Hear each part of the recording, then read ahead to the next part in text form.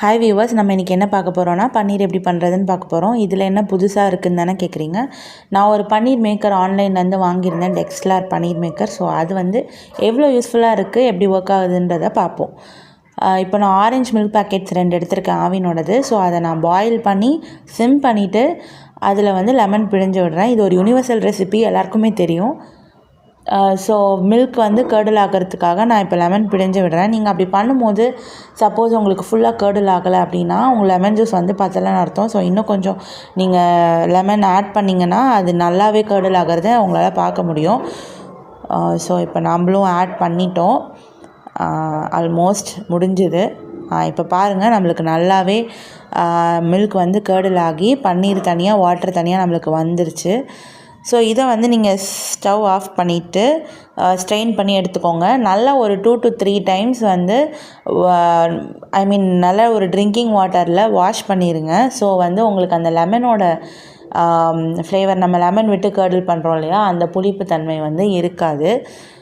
இப்போ நம்ம நல்லா வாஷ் பண்ணிவிட்டு இதில் போட்டுட்டோம்.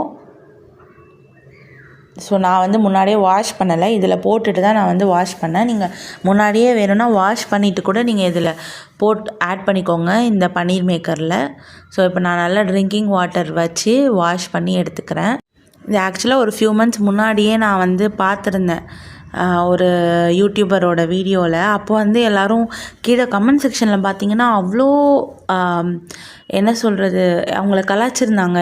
இந்த மாதிரி மூட்டைப்பூச்சி கொல்லும் நவீன மிஷின் அப்படின்லாம் சொல்லிட்டு கலாய்ச்சிருந்தாங்க. பட் எனக்கு அது வந்து கொஞ்சம் யூஸ்ஃபுல்லாக தான் தெரிஞ்சுது, அதனால தான் நான் வாங்கியிருக்கேன். இப்போது பார்ப்போம் எப்படி வருதுன்னு. இப்போ நம்ம வந்து பன்னீரை வந்து இதில் போட்டுட்டு அந்த மூடி ஆக்சுவலாக ப்ரெஸ் பண்ணுறதுக்கு கொடுத்துருக்காங்க. அதை நல்லா ப்ரெஸ் பண்ணிக்கோங்க. முதல்ல பன்னீர் எல்லாமே உள்ளே ஃபுல்லாக ஈவன் பண்ணிவிட்டு அதுக்கு மேலே இந்த மூடி போட்டு ப்ரெஸ் பண்ணிவிட்டு மேலே வந்து நல்ல ஒரு வெயிட் வச்சுக்கோங்க. ஸோ வெயிட் வச்சு நம்ம இதை வந்து ஒரு 2 to 3 ஹார்ஸ் அப்படியே விட்டுருவோம்.